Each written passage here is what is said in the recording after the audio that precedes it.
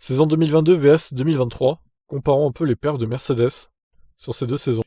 Donc les pilotes, ça va être assez rapide, hein. 4ème George Russell avec 275 points, Lewis Hamilton 6ème avec 240 points en 2022, donc 35 points d'écart entre les deux.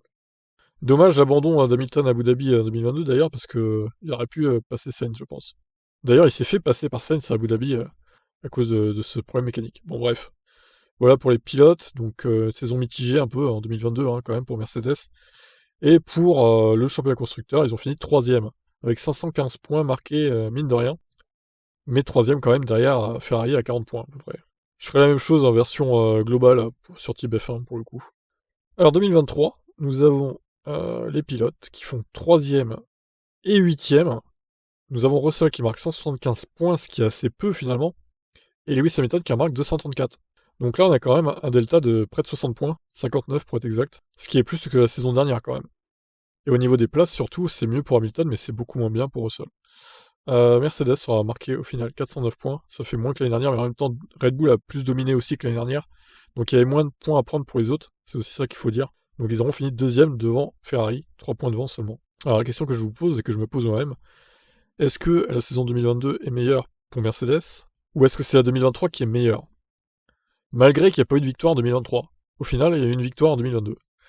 Si on regarde le bilan purement comptable, je dirais que c'est mitigé parce qu'au final, ils ont plus de points en constructeur, mais ils finissent 3ème, derrière Ferrari. Et puis les pilotes en 2022, ils sont moins bien placés globalement, enfin 4 et 6 quoi, par rapport à 2023 où c'est 3 et 8. Mais il y a eu 0 victoire en 2023.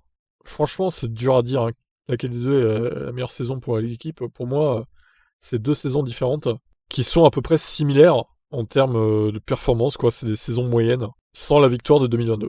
Donc, j'arriverai pas à faire de classement, honnêtement.